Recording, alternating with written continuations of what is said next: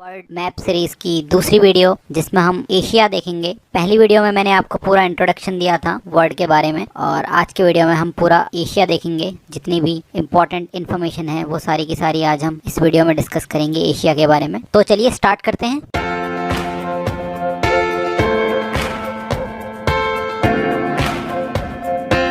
दोस्तों, सबसे पहले मैं आपके साथ एशिया की बाउंड्री डिस्कस करना चाहूँगा। So as you can see, ये एशिया दिख रहा है आपको। ये पूरा ये जो बाउंड्री दिख रही है ये पूरी एशिया की बाउंड्री है। ये थोड़ा येलोइश जो भी कहें आप, येलो और ब्राउन कलर जो भी कहें, तो ये पूरा का पूरा एशिया है। इसमें सबसे पहले मैं आपको ये बताना चाहूँगा कि जो ऊपर वाला पोर्शन है ये रशिया का है, और रशिया बहुत बड़ा है। तो रशिया एक्चुअल में सिर्फ यहाँ तक ही नहीं है। रशिया ये वाला जो पोर्शन है, इतना पोर्शन जो है ये भी रशिया का ही पोर्शन है। मीन्स रशिया जो है वो एशिया का भी पार्ट है और यूरोप का भी पार्ट है। ये यहाँ पर पड़ते हैं आपके यूराल माउंटेन्स, जो एशिया और यूरोप को सेपरेट करते हैं। और यहाँ पर ये आपको जो ये पोर्शन दिख रहा है नीला वाला, ये है कैस्पियन सी। और अगर यहाँ की बात करें हम, तो ये है ब्लैक सी। और अगर इस पोर्शन की बात करें, ये जो नीला वाला पोर्शन है ये है आपका मेडिटेरेनियन सी। तो अगर हम वेस्टर्न साइड में बात करें तो एशिया की बाउंड्री ये हो गई, यहाँ से कुछ इस तरह। यहाँ पे सबसे वेस्ट में जो कंट्री है उसको हम टर्की कहते हैं। फिर यहाँ पर इजिप्ट पड़ता है, और ये वाला पोर्शन जो है ये पूरा एशिया का हो गया। और इधर ये इंडोनेशिया वाला पोर्शन पूरा, और इधर ये रशिया। तो ये पूरा का पूरा एशिया है। और अब चलिए इसको डिटेल में पढ़ना हम स्टार्ट करते हैं। दोस्तों, ये मैंने नया मैप ले लिया है इसमें, क्योंकि कंट्रीज जो हैं वो बहुत क्लियरली दिखाई हुई हैं। आपको पता ही है एशिया जो है सबसे बड़ा कॉन्टिनेंट है, तो इसमें बहुत सारी कंट्रीज भी होंगी। इन कंट्रीज को याद कर पाना इतना आसान नहीं है, इसीलिए हम इनको अलग अलग हिस्सों में तोड़ेंगे और फिर इनको जानने की कोशिश करेंगे। तो सबसे पहले, जैसे कि मैंने लास्ट वीडियो में आपको बताया था, सबसे ऊपर रशिया है। तो ये पूरा का पूरा ये रशिया है। आपको पता है Russia is the biggest country in the world, अगर हम एरिया वाइज की बात करें। अब बिगेस्ट कंट्रीज़ की अगर बात कर ही ली है, तो सबसे पहले नंबर पे जो कंट्री है वो आती है रशिया। सेकंड नंबर पे कनाडा, थर्ड नंबर पे चाइना, फोर्थ नंबर पे यूएसए। और आपको एक बात बता दूं कि बहुत जगह आपको ये देखने को मिलेगा कि कहीं पे यूएसए को थर्ड नंबर पे दिया जाता है और कहीं पे चाइना को थर्ड नंबर पे दिखाते हैं। तो अगर विकिपीडिया की इन्फॉर्मेशन के अकॉर्डिंग देखा जाए तो China is at third place, तो आपको यही मान के चलना है। फिर 5वें नंबर पे है ब्राज़ील, 6 नंबर पे है ऑस्ट्रेलिया, और 7th नंबर पे है हमारा प्यारा भारत। तो अगर टॉप 7 कंट्रीज़ की अगर हम बात करें, उसमें एशिया की कौन कौन सी कंट्रीज आ गई? एक तो रशिया, दूसरी चाइना और तीसरी इंडिया। टॉप 7 कंट्रीज में एशिया की 3 कंट्रीज हैं। इन 3 कंट्रीज के अलावा भी एक और बड़ी कंट्री है एशिया में, वो है कजाकिस्तान। कजाकिस्तान की अगर एरिया वाइज बात करें तो वर्ल्ड में 9th रैंक है इसकी एरिया वाइज, तो ये भी आप ध्यान रख सकते हैं। तो कुल मिला के अगर हम देखें, कंक्लूजन देखें, तो टॉप 10 में इंडिया की 4 कंट्रीज आती हैं, Russia, China, India and Kazakhstan. तो हमने सबसे पहले रशिया देख लिया। अब रशिया के बाद अब हम ये जो ऑरेंज कलर में पूरा पोर्शन दिया है, अब ये वाला पोर्शन देखेंगे कि इसमें कौन कौन सी कंट्रीज आती हैं। तो इसमें सबसे ऊपर आप देख सकते हैं ये कंट्री है मंगोलिया। ये एक लैंडलॉक्ड कंट्री है। लैंडलॉक्ड कंट्री का मतलब होता है ऐसी कंट्री जो चारों तरफ से लैंड से घिरी हो। तो मंगोलिया एक लैंडलॉक्ड कंट्री है। और अगर लैंडलॉक्ड कंट्री की बात आई है तो मैं आपको बताना चाहता हूँ कि ये जो कजाकिस्तान है ये वर्ल्ड की सबसे बड़ी लैंडलॉक्ड एरिया वाली कंट्री है, और सेकंड नंबर पे मंगोलिया आता है। तो ये टॉप 2 रैंक पे आती हैं अगर लैंडलॉक्ड कंट्रीज़ की बात की जाए इन टर्म्स ऑफ एरिया। और मंगोलिया में एक बहुत फेमस डेजर्ट भी है जिसको कहते हैं गोबी।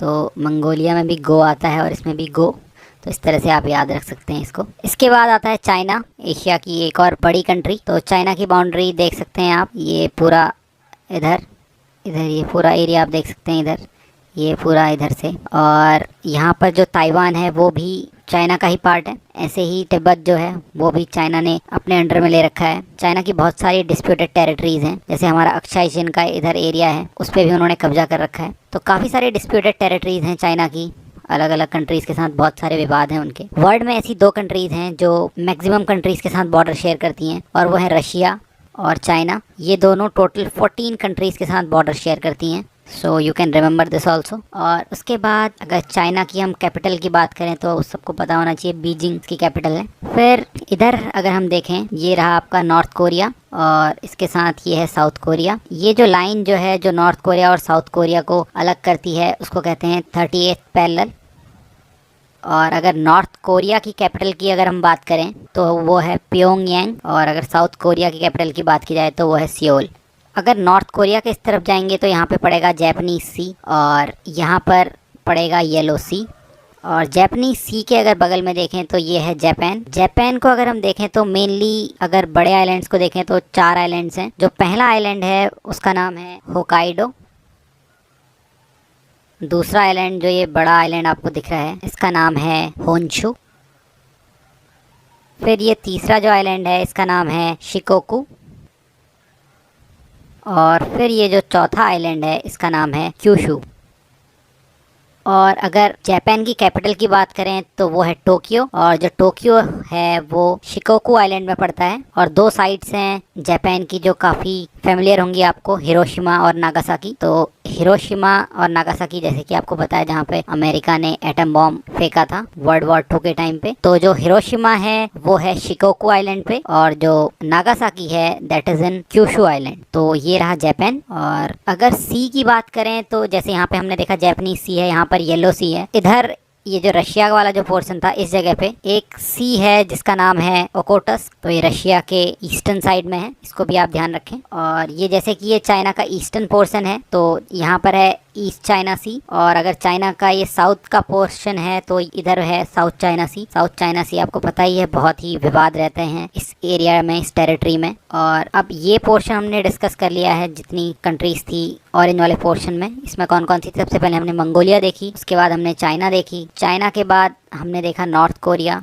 फिर हमने साउथ कोरिया देखा, उसके बाद हमने देखा जापान। तो ये जो ऑरेंज कलर का एरिया था इसको हम कहते हैं ईस्टर्न एशिया। ये एशिया का ईस्टर्न पोर्शन है तो इसलिए इसको ईस्टर्न एशिया में कैटेगराइज कर दिया हमने। अब हम आते हैं ये येलो कलर में जो पोर्शन दिया है इस पोर्शन को देखते हैं। तो ये इसको हम कहते हैं सेंट्रल एशिया। तो सेंट्रल एशिया में मैंने आपको जैसे कि पहले ही बताया कजाकिस्तान जो है एक लैंडलॉक्ड कंट्री है, और ये वर्ल्ड की सबसे बड़ी लैंडलॉक्ड कंट्री है। कजाकिस्तान के नीचे एक कंट्री आती है उज्बेकिस्तान, और उज्बेकिस्तान और कजाकिस्तान के बीच में ये है अरल सी या अराल सी। अब अगर आप कजाकिस्तान के वेस्टर्न पोर्शन में जाएंगे तो ये जो है इसको बोलते हैं हम कैस्पियन सी। ये जो ब्लू कलर का पोर्शन देख रहे हैं इसको हम कहते हैं कैस्पियन सी। और जो ये कैस्पियन सी है और ये अरल सी है, ये दोनों के दोनों नाम में तो इनके सी लगा हुआ है लेकिन एक्चुअली ये लेक्स हैं, झील हैं। ये झील इसीलिए है क्योंकि ये जो एरिया है कैस्पियन सी का और अरल सी का ये चारों तरफ से लैंड से बाउंडेड है, तो इसको हम सी नहीं कह सकते, इसलिए ये लेक है। और कैस्पियन सी जो है ये वर्ल्ड की सबसे बड़ी लेक है। लेकिन इसके साथ साथ ही एक और क्वेश्चन आता है कि वर्ल्ड की सबसे बड़ी फ्रेश वाटर लेक कौन सी है? तो वो है सुपीरियर लेक जो कि नॉर्थ अमेरिकन कॉन्टिनेंट में है। अगर कैस्पियन सी को देखें तो ये वर्ल्ड की सबसे बड़ी लेक है, लेकिन ये जो लेक है वो सॉल्टी वाटर की लेक है। उसके बाद कजाकिस्तान के नीचे जैसे कि मैंने बोला उज्बेकिस्तान है, तो ये भी एक लैंडलॉक्ड कंट्री है। और एक्चुअली यहाँ पे जितनी भी कंट्रीज हैं सारी की सारी लैंडलॉक्ड कंट्रीज हैं। चाहे हम ये देख लें, यहाँ पे किर्गिस्तान देख लें, ताजिकिस्तान देख लें, तुर्कमेनिस्तान देख लें, ये सारी की सारी लैंडलॉक्ड कंट्री हैं। अब लैंडलॉक्ड कंट्री का मैंने आपको बताया था चारों तरफ से लैंड से कवर्ड होती हैं, या इसकी दूसरी डेफिनेशन आप ये कह सकते हैं कि जो किसी सी से कनेक्टेड नहीं है। जो कैस्पियन सी है इसका नाम सी है बट एक्चुअली ये एक सी नहीं है, जैसे कि मैंने आपको बता दिया। इसीलिए ये जो है ये सारी सारी लैंडलॉक्ड कंट्रीज हैं। तो हमने सेंट्रल एशिया भी देख लिया। सेंट्रल एशिया में हमने देखा कि कजाकिस्तान है, उज्बेकिस्तान है, किर्गिस्तान है, ताजिकिस्तान है, तुर्कमेनिस्तान है,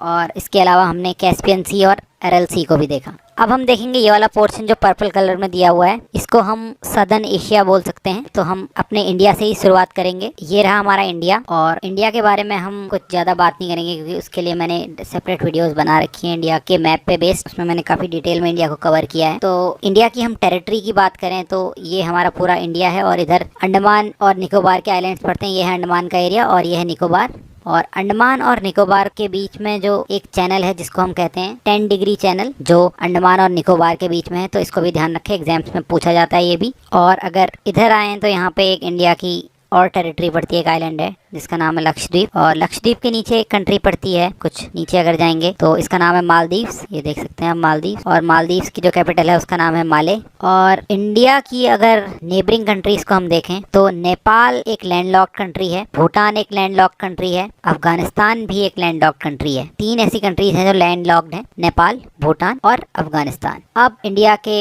यहाँ पर आपको पता है बांग्लादेश है, और अगर इंडिया के सदर्न पोर्शन में जाएं तो यहाँ पे पड़ता है श्रीलंका, और इंडिया का पड़ोसी देश अगर हम वेस्टर्न साइड में जाएं तो ये पड़ता है पाकिस्तान। पाकिस्तान के ऊपर इंडिया का नेबरिंग कंट्री अफ़गानिस्तान, जिनके साथ हमारे अच्छे रिलेशन हैं। और अफ़गानिस्तान के बगल में देखें तो यहाँ पे पड़ता है ईरान। तो अभी हमने ये जो सदर्न पोर्शन था एशिया का वो भी देख लिया है। अब इसके बाद हम आते हैं वेस्टर्न एशिया में। जो ये पिंक कलर में आपको एरिया दिख रहा है वो वेस्टर्न एशिया है। सो यू कैन सी यहाँ पर है जॉर्जिया, के बाद यहाँ पर ये रहा अजरबैजान और ये है अर्मेनिया।